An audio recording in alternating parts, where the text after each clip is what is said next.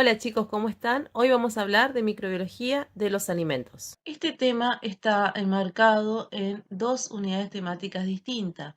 Por un lado vamos a hablar de toda la parte de los factores de la ecología microbiana asociada a la conservación y cuáles son estos factores que afectan el desarrollo o crecimiento de determinados microorganismos, que eso está en la unidad temática número 1 en el tema 2A. Y por otra parte vamos a hablar de la unidad temática número 5, donde el tema 17A específicamente vamos a hablar de microorganismos que pueden encontrarse en la leche, cuáles son las bacterias patógenas, cuáles son las no patógenas, cuáles se consideran beneficiosas y no. Y también vamos a hablar un poco de hongos, mohos, levaduras y virus. ¿Por qué es importante o relevante conocer este tema? Básicamente por la importancia que tiene en la salud pública, por el deterioro de los alimentos y el uso industrial, es decir, la aplicación de tecnologías para preservar y conservar de manera adecuada los alimentos.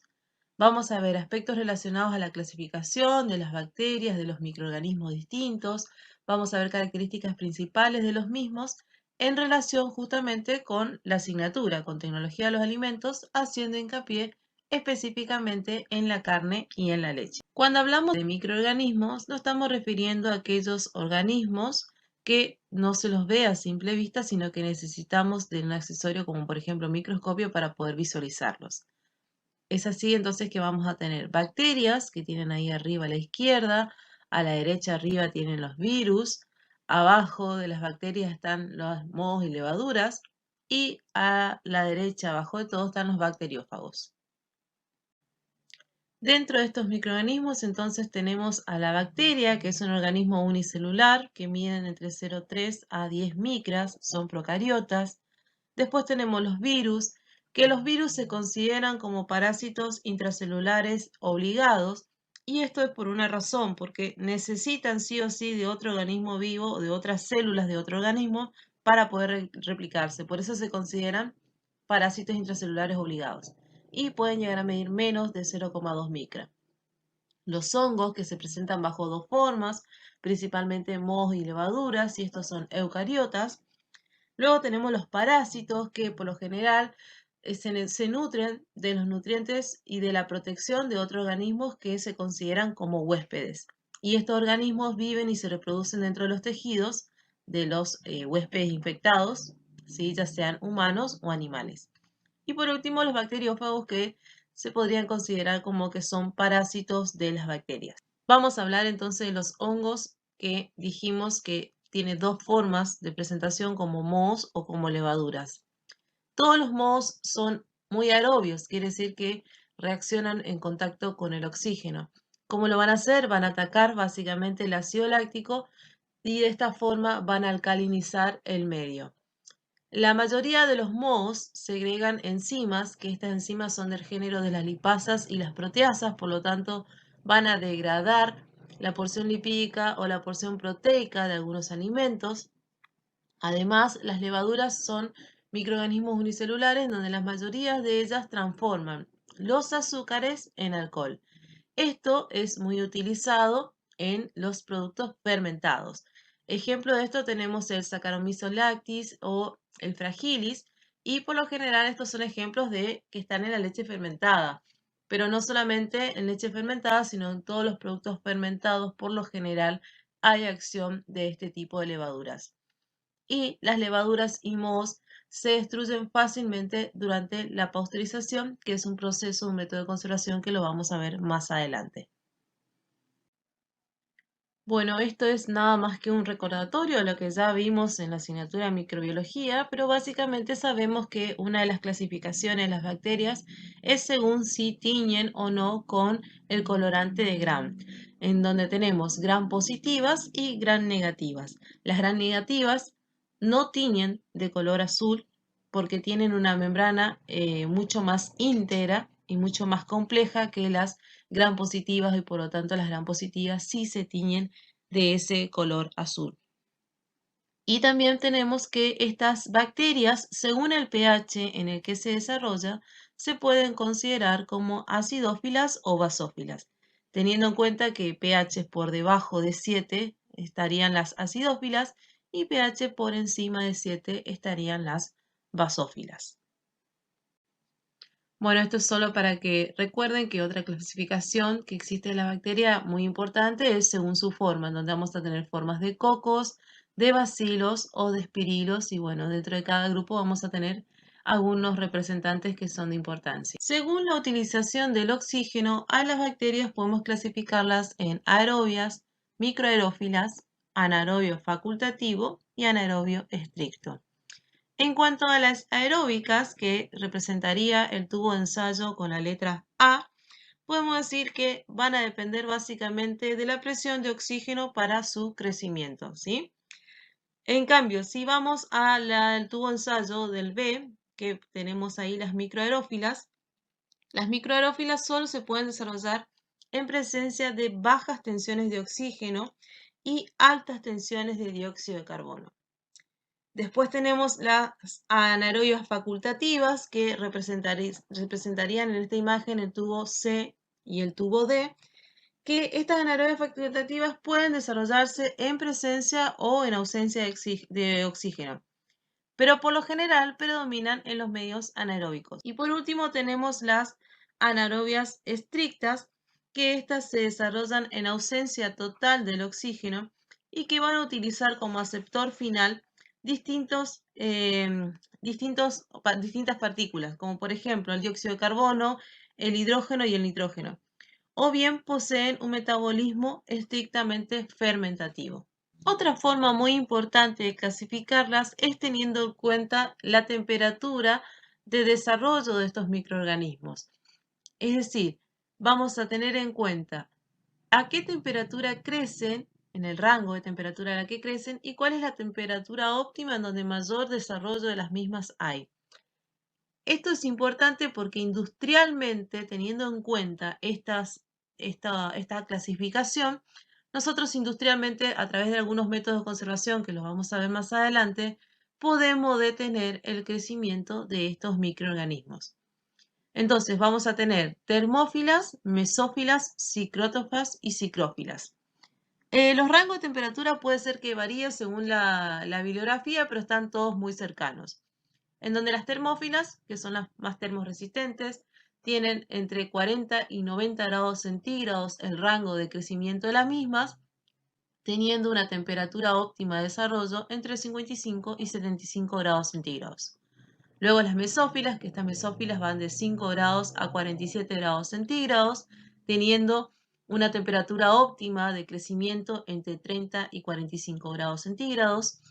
Luego están las psicrótrofas, que las psicrótrofas tienen un desarrollo, crecen entre un rango de 5 a 35 grados centígrados y su temperatura óptima es entre 25 y 30 grados centígrados. Y por último, las psicrófilas, que las psicrófilas, lo importante de estas es tener mucho cuidado porque estas crecen a temperatura de refrigeración inclusive. Entonces, estas van de 5 grados a 20 grados centígrados y el desarrollo óptimo de las mismas se da a una temperatura entre 12 y 15 grados centígrados. Vamos a hacer un especial apartado con los gérmenes psicrófilos y bueno, también podemos incluir algunos psicrótrofos en este grupo. Con los demás no, porque vamos a ver que en las clases de método de conservación, con alguno de los métodos, por lo general, se logra la destrucción de estos microorganismos. El inconveniente con los gérmenes psicrófilos es que estos pueden desarrollarse aún en temperaturas de refrigeración. Y eso es importante tener en cuenta porque este crecimiento microbiano puede tener algún efecto patológico o patogénico, o bien pueden ser productores de toxinas, que estas toxinas luego pueden tener un efecto nocivo sobre el ser humano. Dentro de estos géneros vamos a tener, por ejemplo, algunas bacterias como la Pseudomonas, como la Chromobacter, como la Escherichia coli. Vamos a tener los mohos y levaduras. Y lo que es importante de recalcar de estos microorganismos psicrófilos es que la acción sobre los glúcidos es muy débil, prácticamente no existe. Y la acción importante se va a dar sobre los lípidos y las proteínas. Y esto es debido a las enzimas que poseen estos microorganismos, como mencionamos, las lipasas, algunas peptidasas, Y el inconveniente de estas enzimas es que por lo general son muy termorresistentes, a diferencia de los microorganismos que no lo son.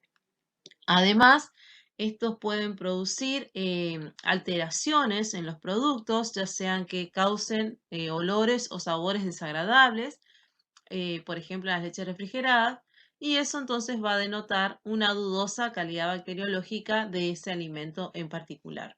Hay que hacer un apartado especial con las bacterias esporuladas. Estas bacterias tienen la particularidad de generar formas no vegetativas, que son las denominadas endosporas. Estas endosporas son, el peligro de las mismas es que resisten altas temperaturas, resisten también irradiación y no presentan actividad metabólica. Es decir, que cualquier procesamiento térmico por el cual sea sometido algún alimento para poder eliminar las bacterias que generen algún tipo de problema, si son esporuladas, las bacterias van a morir, pero van a quedar presentes sus endosporas. El peligro de estas endosporas es que cuando encuentren las condiciones adecuadas en el ambiente para poder desarrollarse, lo van a hacer. Entonces, del género de esta tenemos, por ejemplo, los más conocidos son los aerobios, que son los Bacillus, o los Clostridium, que tantos problemas, inclusive en la salud pública, traen por esta cuestión de que si no se llevan a cabo los métodos de conservación de manera adecuada, probablemente estos alimentos tengan estas endosporas y cuando se encuentren en un estado de ambiente óptimo para su desarrollo, van a volver a desarrollarse. No se suelen presentar en la leche cruda, pero sí, por ejemplo, se suelen presentar en las leches hervidas o en las leches que no son suficientemente esterilizadas. Y bueno, y como mencionamos, los dos géneros de importancia es el Bacillus y los Clostridiums. Y otra clasificación importante es que estas bacterias, según los efectos que tengan, pueden ser patógenas si es que el efecto es algo nocivo para la salud, alterantes si es que el efecto produce una alteración en alguna característica organoléptica del alimento, y las beneficiosas, bueno, que en la industria, sobre todo en la industria láctica, son las más aprovechadas para generar la diversa variedad de productos que existen. Acá en este gráfico lo que vamos a hacer es tratar de recordar cómo era la curva de crecimiento de esa población bacteriana. Como pueden observar en la foto de la izquierda, está representada básicamente por 4 fases, en donde la primera fase es la fase de adaptación o de rezago, que también se denomina. Acá las bacterias lo que van a tratar de hacer es de adaptar las condiciones de crecimiento. En este periodo, en esta fase, las bacterias individuales van madurando y todavía no tienen posibilidad de dividirse. Durante esta fase de adaptación de crecimiento de las bacterias, se produce básicamente la síntesis de ARN y de enzimas y otras moléculas que van a ser necesarias para la fisión binaria, que es el método de reproducción de estas bacterias.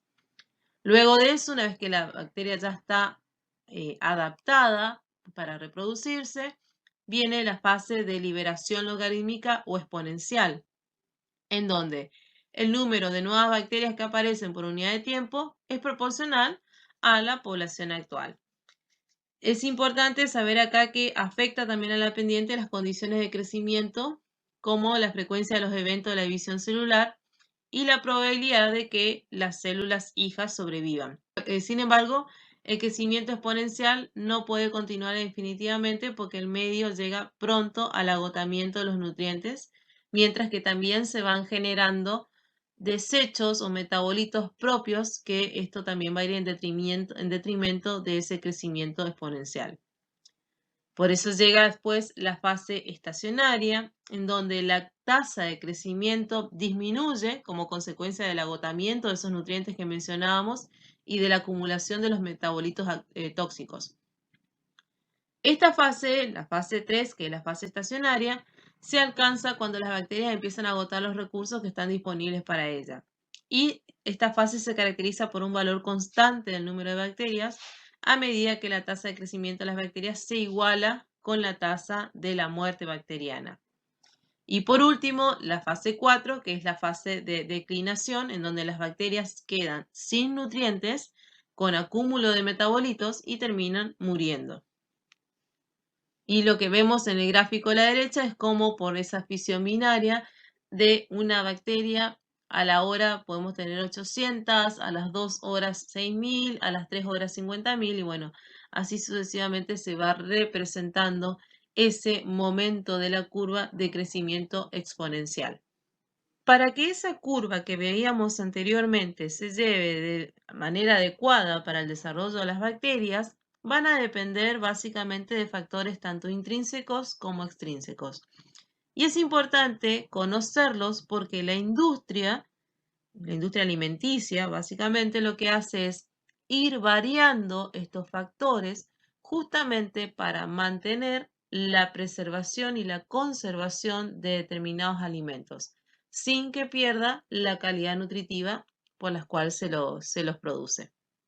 Entonces vamos a tener entre los intrínsecos a la actividad de agua, el pH, el potencial redox, los nutrientes, es decir, la composición del alimento, qué nutrientes particularmente tiene ese alimento, que pueden llegar a ser efectivos para el crecimiento de estos microorganismos, cuáles son los constituyentes antimicrobianos que tienen como defensa natural algunos alimentos, y cuáles son las estructuras biológicas que naturalmente protegen a los alimentos y vamos a ir desarrollando uno a uno cada uno de estos factores.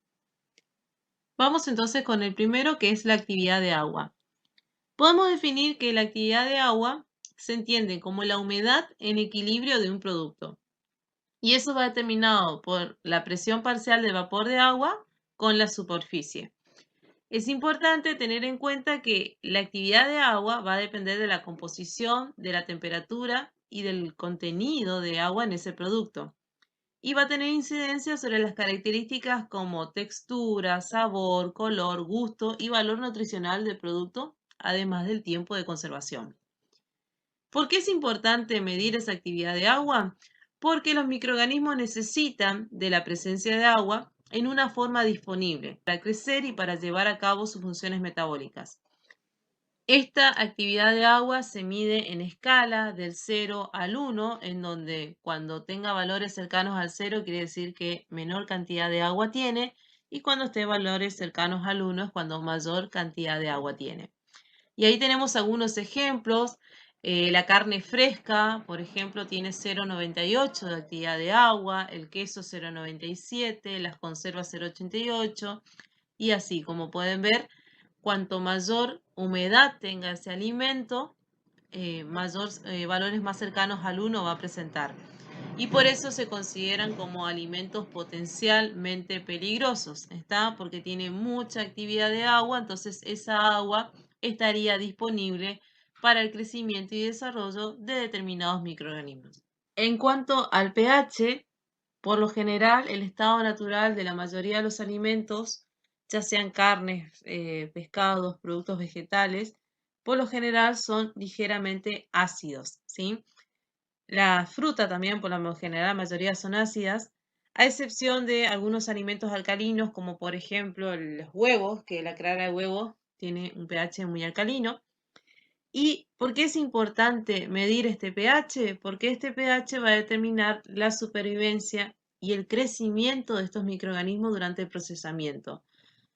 Esto es importante porque acuérdense que durante este crecimiento se llevan a cabo reacciones metabólicas y estas reacciones metabólicas deben darse ciertas condiciones como por ejemplo de pH y temperatura para que puedan llevar a cabo los diferentes metabolismos para su desarrollo. También es importante tener en cuenta este pH no solamente en el alimento sin procesar, sino durante todo el procesamiento, el almacenamiento y la distribución de estos alimentos. Es así que, bueno, ahí vamos a tener distintos rangos de bacterias. Algunas bacterias van a ser extremadamente acidófilas, otras van a estar neutrófilas. ¿Qué neutrófilas? Más o menos, dependiendo de la bibliografía que ustedes consulten, pero pueden considerar entre un pH 5 y 8 se pueden considerar, alguna bibliografía las consideran como neutrófilas. Y bueno, las alcalinas o alcalófilos o basófilos, como también se denomina, que están en pH cercanos del 9 para arriba. Y la importancia de esto es que muchas veces como método de conservación justamente se tienen en cuenta estos valores de pH, porque uno de los métodos de conservación que vamos a ver después en la clase que continúa, que es método de conservación, vamos a ver que muchos procedimientos industriales consisten justamente en acidificar el medio. De esta forma, entonces lo que se logra es disminuir el riesgo de contaminación por algunas bacterias patógenas. Aunque la mayoría de las bacterias proliferan en ambientes neutros, debe tenerse en cuenta que algunos lo hacen en alimentos con pH ácidos y otras lo hacen con pH alcalino. En cuanto al potencial de óxido-reducción o potencial redox, como también se lo denomina, básicamente podemos decir que son los procesos de óxido y reducción que se definen por migración electrónica entre los compuestos químicos. ¿Qué quiere decir esto? Que un alimento o un compuesto oxidado quiere decir que hubo una pérdida de electrones y uno reducido quiere decir que hubo una ganancia de electrones. Se piensa entonces que el potencial es un importante factor selectivo en todos los ambientes porque influye en los tipos de microorganismos presentes y en el metabolismo que van a llevar a cabo. Este potencial redox va a indicar las relaciones de oxígeno entre organismos vivos y puede ser utilizado para especificar el ambiente en el que un microorganismo es capaz de generar energía, de sintetizar nuevas células sin recurrir al oxígeno molecular. Los microorganismos aerobios van a requerir valores redox positivos, mientras que los microorganismos anaeróbicos van a requerir redox negativos. Cada tipo de microorganismo solo puede vivir en un estrecho rango de valores redox y por eso ahí radica la importancia de su conocimiento. En cuanto a los nutrientes, el mayor o menor contenido, ya sea en proteínas, en azúcares o en otros nutrientes, va a determinar básicamente cuál es el tipo de microorganismo capaz de crecer en ese alimento. La presencia de vitaminas, aminoácidos va a permitir el crecimiento de algunos microorganismos que son aún más exigentes. De manera general, los hongos por lo general constituyen el grupo de microorganismos nutricionalmente menos exigentes, seguido de las levaduras y estas de las bacterias. Entonces, vamos a tener que la leche y los alimentos preparados tienen todos los nutrientes, por eso también decimos que son alimentos potencialmente peligrosos, porque tienen en cantidades suficiente y disponibilidad suficiente para el desarrollo microbiano. Las carnes son ricas en proteínas, lípidos y minerales y vitaminas y pobre en carbohidratos. Y las frutas y verduras por lo general son ricos en carbohidratos, pero tienden a ser pobres en proteínas, minerales y algunas vitaminas. Entonces, de esta forma se dispondría la pirámide en donde por debajo vamos a tener las harinas y cereales, que serían los alimentos menor o menos potencialmente peligrosos. Después siguen las frutas, después siguen los pescados y carnes y huevo y leche. Y por último, los alimentos procesados, donde, bueno, tengan la conjunción de la mayoría de estos componentes de esta pirámide. En cuanto a los constituyentes naturales antimicrobianos, podemos decir que son agentes químicos que están presentes en los alimentos y el objetivo es retardar el crecimiento o bien provocar la muerte de determinados microorganismos. ¿Cómo lo van a hacer? Lo van a hacer a través de la inhibición de alguna biosíntesis, ya sean de ácido nucleico como de proteínas o de constituyentes de la pared celular. Puede ser que generen daño en la integridad de las membranas de los microorganismos. Puede ser que haya una interferencia en los procesos metabólicos esenciales que lleva a cabo ese microorganismo para poder desarrollarse. Como algunos compuestos pueden ser también bactericidas, mientras que otros son bacteriostáticos y muchas veces acarrea la muerte celular de ese microorganismo, excepto, como mencionamos, en las formas resistentes como las esporas. ¿Y qué son los constituyentes naturales antimicrobianos? Por lo general son enzimas. Por lo general son enzimas propias del alimento que van a terminar atacando a alguna parte del metabolismo de ese microorganismo.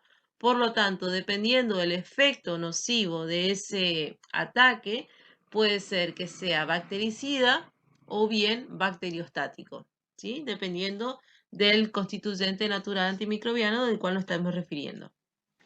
Otro factor de crecimiento importante que es intrínseco, es decir, es propio del alimento, son las estructuras biológicas. Estas estructuras biológicas, por lo general, lo que hacen es proteger y proporcionar protección a los alimentos del ataque de diferentes tipos de microorganismos. Por lo general, esta envoltura natural pueden ser las cubiertas de las semillas, los cutículos de los órganos vegetales, las cáscaras de las frutas, las cáscaras y las membranas que tiene el huevo. Por eso es importante que este huevo, por ejemplo, siempre mantenga íntegra esta cáscara justamente para evitar el ingreso de determinados microorganismos que pueden llegar a ser nocivos para el consumidor. Y si vamos a los músculos, por ejemplo, las fascias protectoras de estos músculos. Entonces, la función básica de estas estructuras biológicas es de funcionar como barrera para evitar e impedir el ingreso de microorganismos que puedan llegar a alterar la composición en sí del alimento. Y si bien veíamos que los factores intrínsecos en realidad se está refiriendo a cuáles son las cuestiones que aporta el alimento que pueden llegar a facilitar o dificultar el desarrollo o crecimiento microbiano, ahora vamos a hablar de los factores extrínsecos, que los factores extrínsecos van a depender fundamentalmente del ambiente en donde se desarrollen estos microorganismos. Por ejemplo, la temperatura, la humedad relativa y la presión de gases. Y bueno, ver cómo estos tres factores se interrelacionan entre sí y pueden llegar a propiciar un ambiente favorable para el crecimiento de determinados microorganismos o ser totalmente hostil para el crecimiento de los mismos. Entonces, uno de los primeros factores extrínsecos es la temperatura. La temperatura podemos decir que es el factor ambiental que más va a afectar al desarrollo de los microorganismos. Si bien van a haber algunos microorganismos que exceden a la regla, la mayoría de ellos crecen a temperaturas entre menos 10 grados centígrados y 80 grados centígrados. Por supuesto que para cada microorganismo hay una temperatura de crecimiento mínima, óptima y máxima. Los efectos letales del congelamiento o el enfriamiento van a depender básicamente del microorganismo que estamos considerando. Y en cuestión de las condiciones de tiempo y temperatura del almacenamiento también es sumamente importante. Esto porque algunos microorganismos pueden permanecer viables por lo largo del tiempo, inclusive en alimentos congelados. Y la resistencia a las temperaturas altas va a depender básicamente de las características que tengan estos microorganismos. Entre los patógenos, por ejemplo, el Staphylococcus es el más resistente y puede sobrevivir a 60 grados centígrados durante 15 minutos. Los microorganismos también van a presentar algunos de ellos termoresistencia variable. Los ciclotróficos van a ser los menos resistentes que los ambientales y a su vez van a ser menos resistentes que los mesófilos y estos últimos menos termoresistentes que los termófilos propiamente dicho. Las formas esporuladas que habíamos mencionado de las bacterias esporuladas como ser el género Bacillus o Clostridium se consideran como de alta termoresistencia. Acuérdense que estas endosporas podían resistir hasta temperaturas mayores a 100 grados centígrados. Es importante observar que otros factores también pueden influenciar, ya sea positivo o negativamente, sobre la termoresistencia de un microorganismo. Por ejemplo, cuanto más alta sea la actividad de agua, menor va a ser la termoresistencia. Esto porque el agua facilita la distribución de calor en el alimento. Además también de la actividad de agua, el pH y la acidez no se consideran óptimos o favorables para el microorganismo en cuestión porque también potencian la acción del calor. En cuanto a la humedad relativa, podemos mencionar que cuando un alimento se mantiene en recipientes que están abiertos o en envases que no son impermeables a la humedad, la presión del vapor de agua del ambiente que rodea el alimento va a terminar influyendo en la actividad de agua de ese alimento y en el potencial de reducción y oxidación del mismo. Entonces, si un alimento con baja actividad de agua está almacenado en un ambiente con alta humedad relativa, la actividad de agua de este alimento va a aumentar. Por lo tanto, de esa forma va a permitir la multiplicación de determinados microorganismos. Generalmente, cuando mayor es la temperatura de almacenaje, menor es la humedad relativa y viceversa. Y esto también se puede modificar el gas de la atmósfera, siendo posible retardar el deterioro sin disminuir la humedad relativa. En cuanto a la presión de gases, podemos decir que la mayoría de los alimentos, como venimos mencionando, decimos que son ricos en nutrientes, es decir, que son ricos en azúcares reductores y en aminoácidos. Y estos van a tratar de mantener el equilibrio bajo del potencial redox que mencionábamos de pérdida o ganancia de electrones, ¿no? Por esto se establece entonces una relación entre la presión parcial del oxígeno y el potencial redox. Es así que, dependiendo de esta presión de gases, puede ser que haya el desarrollo de determinados microorganismos. Por eso también recuerden que clasificábamos a estos microorganismos según la tolerancia o no que tengan a este gas de oxígeno. También la industria utiliza este conocimiento, por eso es que muchas veces se envasa al vacío tratando de extraer todo el oxígeno para de esa forma o bien reemplazar con otros gases como el nitrógeno o el dióxido de carbono para darle distintos atributos a esos alimentos que estamos envasando al vacío, porque como saben el oxígeno muchas veces puede llegar a oxidar a los alimentos, sobre todo al componente graso del alimento o aquellos azúcares, alimentos muy ricos en azúcar, por ejemplo las frutas. Por lo general el azúcar tiene una facilidad para oxidarse, entonces de esta forma la industria, utilizando esta diferencia de presión de gases, lo que logra es obtener un producto de mayor calidad porque aumenta la conservación del mismo. Por todos estos factores que veníamos mencionando, fundamentalmente los factores de tipo intrínsecos, que son propios del alimento, se considera a la carne y a la leche como alimentos potencialmente peligrosos porque tienen todos los requerimientos necesarios para la reproducción de determinados microorganismos. En la carne sí, es decir, en el animal en sí, cuando está el músculo, es prácticamente estéril.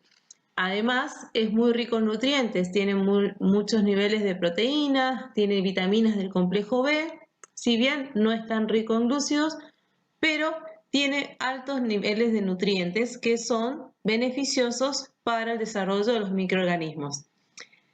Pero si no se arregla, si no se hace de la manera correcta todo el procedimiento de esa obtención de la carne como tal, se puede llegar a contaminar, fundamentalmente a lo largo de la faena.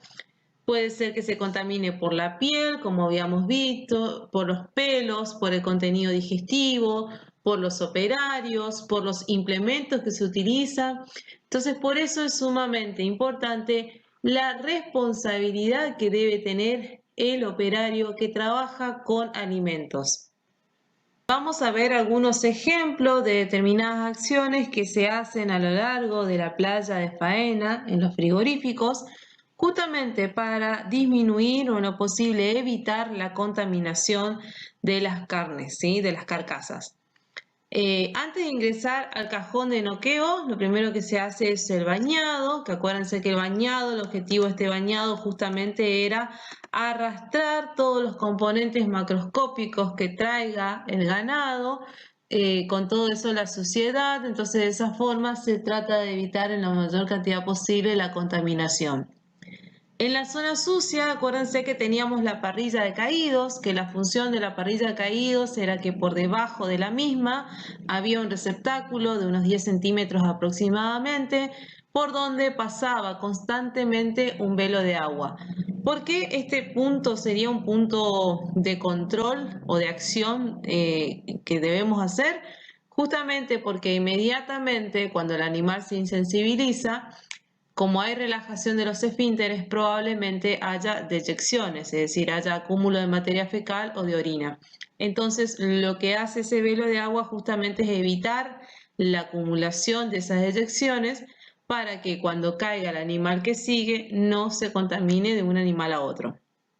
Después, otra acción sumamente importante es el ligado de esófago, que mencionábamos cuáles eran los métodos para hacerlo y que justamente uno de los objetivos era evitar que todo el contenido, toda la ingesta, caiga sobre la canal y de esta forma la contamine. En la zona intermedia teníamos la extracción del plumón de cola, pues acuérdense que este plumón de cola podía chicotear justamente por el movimiento del arrielero de la noria, podía chicotear y sin querer podía tomar contacto con la canal. Luego el atado de culata, que este atado de culata debía hacerlo de manera correcta, evitando pinchar o cortar el intestino grueso, el recto, la última porción, justamente para evitar que contenido digestivo sea liberado. Acuérdense que eso por gravedad volvía a ser ingresado en la cavidad abdominal, entonces había que colocar una bolsa justamente para evitar que ese contenido salga y contamine toda la carcasa o la res. Después tenemos el cuereado o desollado, que en las especies como por ejemplo el ovino y el bovino se llevan a cabo justamente para evitar que los pelos tomen contacto con la carne. Después en la zona limpia teníamos el eviscerado, en los ligados, ya sea de vejiga, de útero, ¿sí? El lavado de media res, el oreo y la cámara. Está que ahí teníamos que tener en cuenta todas las acciones importantes para disminuir justamente la contaminación de esa canal. Además de los implementos o los accesorios que debían tener pleno conocimiento los operarios. Acuérdense que los límites entre las zonas, por lo general existía un filtro sanitario por donde el operario sí o sí debe pasar para higienizarse tanto las manos como las botas. Además, en cada puesto de trabajo, sobre todo para aquellos operarios que utilicen cuchillos o chairas o ganchos, deberían haber esterilizadores con una temperatura entre 82 y 85 grados centígrados, además del conocimiento que deben tener estos operarios en el momento en que manipulan un alimento. Y en la industria láctea también hay acciones que buscan evitar o disminuir la contaminación. A nivel del tambo vamos a hablar del estatus sanitario de las vacas. Acuérdense que fundamentalmente las enfermedades que se tienen control son brucelosis y tuberculosis. Después también en el momento del lavado y despuntes del pezón, sobre todo en el momento del ordeño. Después también es importante la capacitación en el operario, cómo debe higienizar sus manos, sobre todo si usamos ordeño manual, cómo debe ser la higiene del operario y cómo tomar conciencia de que muchas veces el mismo operario puede generar algún tipo de inconveniente sanitario en las vacas que están en ordeño. Y en cuanto a la industria, una de las primeras acciones que se hacen, ni bien llega la leche a la industria, es justamente la filtración, que consiste básicamente en pasar a esta leche por un filtro, por una serie de filtros que se denominan lactofiltro, y a través de una bomba de vacío lo que va a hacer es filtrar a esa leche. El objetivo de esto es eliminar todos los componentes macroscópicos que puedan haber llegado con la misma, cosa de que no ingrese esto a la planta. También es importante que en la industria va a tener toda la leche siempre refrigerada. Y bueno, luego de eso viene la pasteurización, que es uno de los primeros métodos de conservación que tiene la leche, que bueno, lo vamos a ver más adelante en la clase específica de este tema. Los microorganismos que se pueden encontrar en la leche pueden ser propios de ella o bien pueden llegar a través de la contaminación. Presenta bacterias lácticas, la familia es la Lactobacteriaceae y el género es Lactobacillus. La mayoría de estas bacterias son aprovechadas industrialmente para la obtención de determinados productos.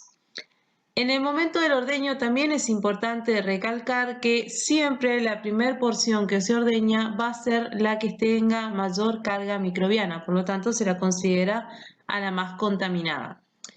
Y una cosa que hay que resaltar es que si bien mencionábamos que la leche es un alimento potencialmente peligroso porque tenía todos los requerimientos nutricionales para que se desarrollen determinados microorganismos, es importante recalcar que la leche es relativamente pobre en compuestos nitrogenados simples, ya sean péptidos o aminoácidos libres, y que muchas veces algunos de ellos son indispensables para el desarrollo de determinados microorganismos.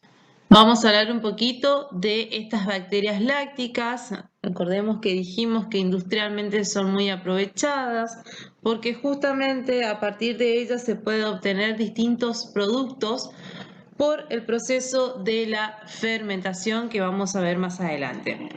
Básicamente vamos a decir que son gram positivas, que no son esporuladas, que muchas de ellas son microaerófilas o anaerobias facultativas, poco o nada proteolíticas y que la función principal de ellas es la fermentación de los azúcares.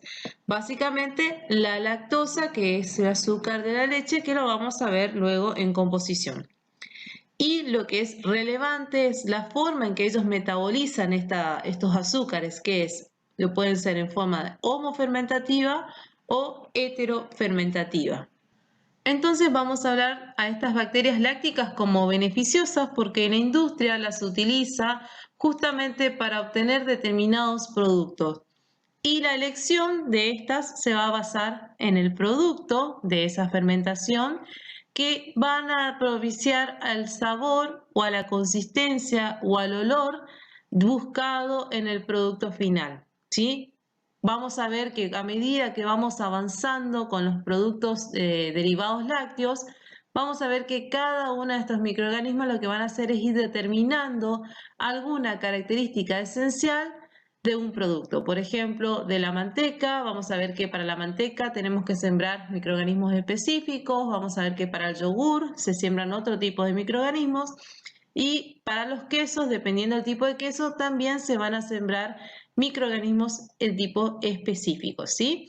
Justamente lo que se busca entonces es el producto de fermentación de estas bacterias que lo que va a hacer es determinar una característica propia de un producto. Entonces tenemos, como dijimos, la familia es la Lactobacteriaceae que tiene el género Lactobacillus, donde tenemos algunos ejemplos como el Fermenti, el Brevis, el Bulgaricus, el Lactis, el Casei. Y después tenemos el género Streptococcus, que del género Streptococcus se desprenden dos, que es el Streptococcus propiamente dicho y el Leuconostoc. ¿Cómo actúan estos microorganismos, estas bacterias lácticas que mencionábamos? Básicamente dijimos que van a realizar el metabolismo sobre los hidratos de carbono, específicamente sobre la lactosa, que es el azúcar de la leche. Como son la mayoría microaerófilas o anaerobias facultativas, el mecanismo de metabolismo por excelencia va a ser la fermentación. ¿Qué quiere decir eso? En ausencia de oxígeno. Acuérdense que cuando hablábamos de la glucólisis, que esta glucólisis podía terminar en ácido pirúvico y que ese ácido pirúvico, si tenía condiciones de oxígeno, presiones de oxígeno considerables, terminaba en ciclo de Krebs, o si había poca concentración de oxígeno, terminaba en la fermentación láctica. Como son microaerófilas o anaerobias facultativas, este es el mecanismo de elección por el cual terminan degradando a esa molécula de glucosa. Ahora bien, esa fermentación puede ser de tipo homofermentativa o heterofermentativa. Que sea homofermentativa quiere decir que aproximadamente un 96% del producto final de esa homofermentación va a ser el ácido láctico. Pueden haber también algunos compuestos menores, pero el 96% del producto de esa fermentación es el ácido láctico, por eso se la considera como homofermentativa. Ahora bien, las heterofermentativas no solamente van a dar como producto final ácido láctico, sino que también van a dar dióxido de carbono, ácido acético o etanol. ¿Está? Esa es la diferencia entonces fundamental en los dos tipos de fermentación que existen y que dependen básicamente de las bacterias a las que nos estemos refiriendo. ¿Cómo llevan a cabo este proceso de fermentación? Entonces acá lo vamos a ver con detalle. Las bacterias anaeróbicas toman la glucosa y a través de la glucólisis se obtiene piruvato. Como les mencioné, entonces en condiciones de baja presión de oxígeno, ese piruvato va a terminar en fermentación. Que esa fermentación como dijimos, pueden dar varios productos. Cuando el 95 o 96% del producto final es el ácido láctico, se consideran que esas bacterias son homofermentativas. Ahora bien, si se distribuye entre un 45 y 50% de ácido láctico y el resto de los componentes como ácido acético, dióxido de carbono y etanol, se consideran que son bacterias de tipo heterofermentativas. Como mencionamos también, la leche puede presentar otras bacterias que por lo general su origen es la contaminación. Por lo general son el género de las enterobacterias, que la mayoría de ellas son gram negativas, son anaerobias facultativas. Están representados en los productos lácteos principalmente por las bacterias que se denominan coliformes. El origen de estas por lo general es fecal y la presencia de la misma indica contaminación. Entre representantes de este género tenemos la Escherichia coli, la Klebsiella, entre otras. Y acá es sumamente importante la higiene del operario y debe saber que este operario es responsable de que se encuentren algún tipo de estos microorganismos en la leche que normalmente no tienen que estar, sin embargo aparecen y son indicio de contaminación. Vamos a ver entonces cuáles son los efectos de estas bacterias sobre los distintos nutrientes que presentan los productos lácteos. Sobre los glúcidos, mencionábamos que el glúcido es la lactosa y el metabolismo de la misma va a producir gases, va a haber producción de ácidos orgánicos, como mencionábamos recién, el ácido cítrico, el acético, el láctico. También va a haber disminución del pH, por supuesto, porque esos mismos ácidos va a hacer que vaya disminuyendo el pH de la misma.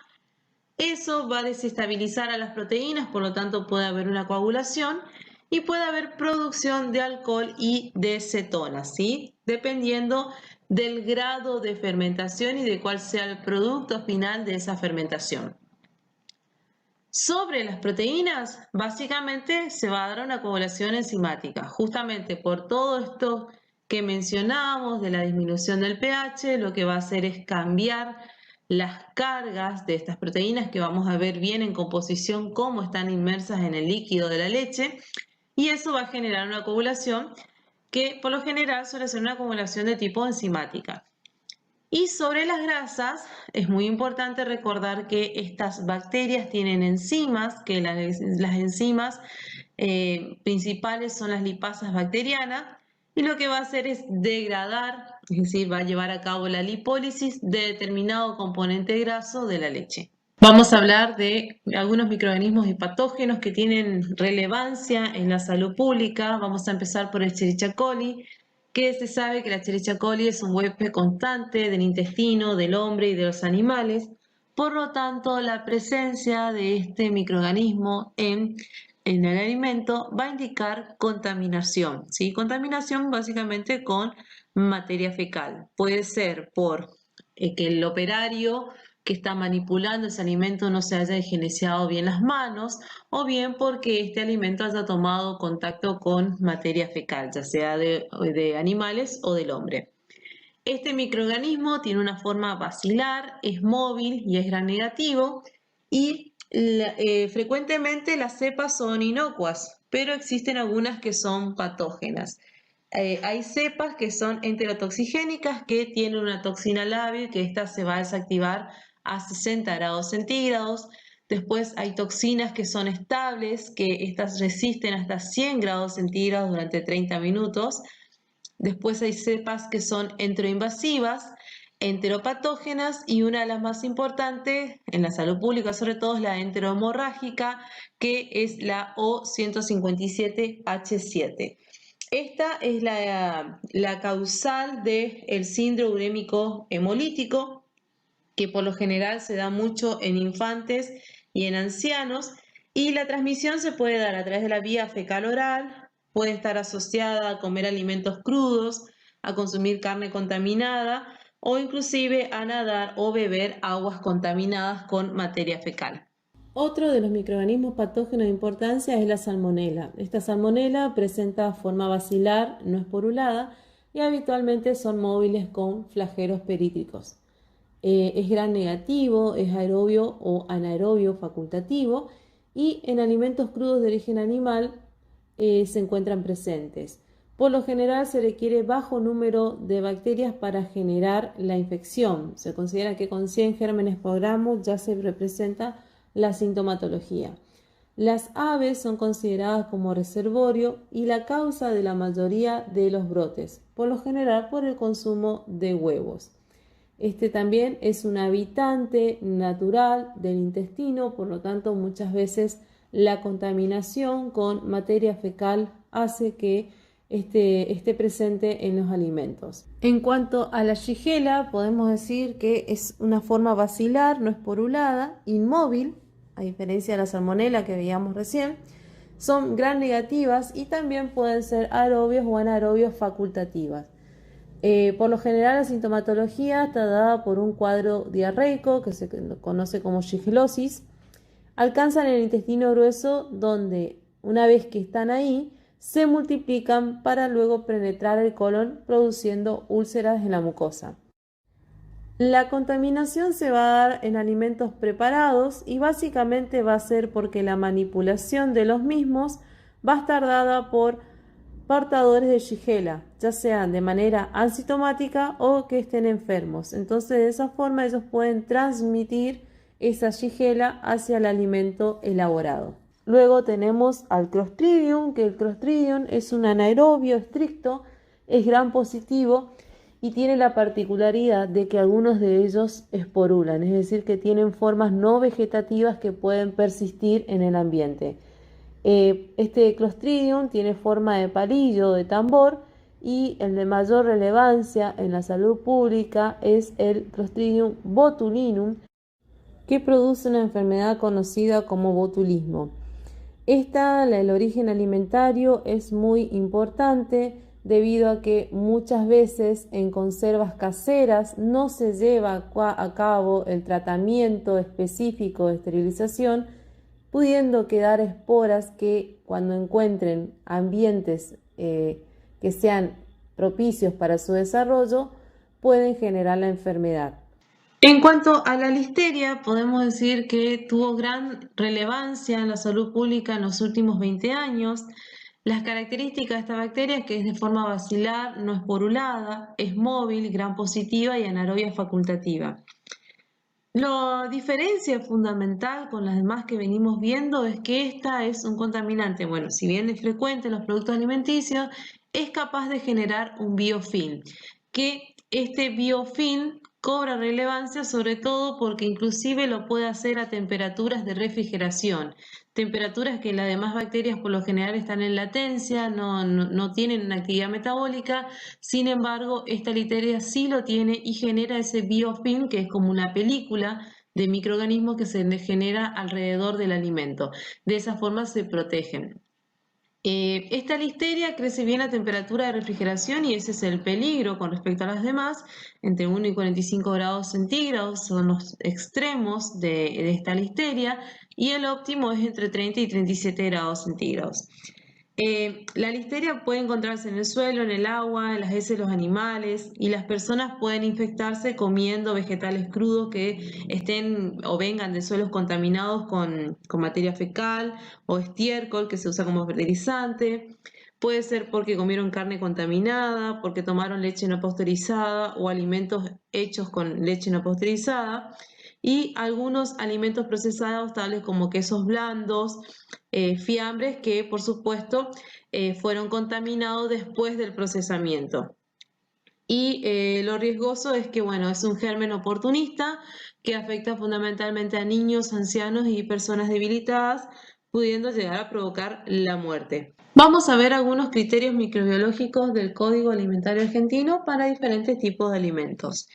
Como bien mencionábamos, la carne la decíamos que era prácticamente estéril, pero en el momento en que empezamos a procesar esa carne, es decir, empezar a cortar, empezar a sacar las estructuras, como por ejemplo las fascias, los tendones, que son todas estructuras que tienen el propio músculo justamente para evitar el ingreso de microorganismos, estamos facilitando a que se produzca la contaminación. Es por eso que por ahí uno de los alimentos más potencialmente peligrosos es la carne picada.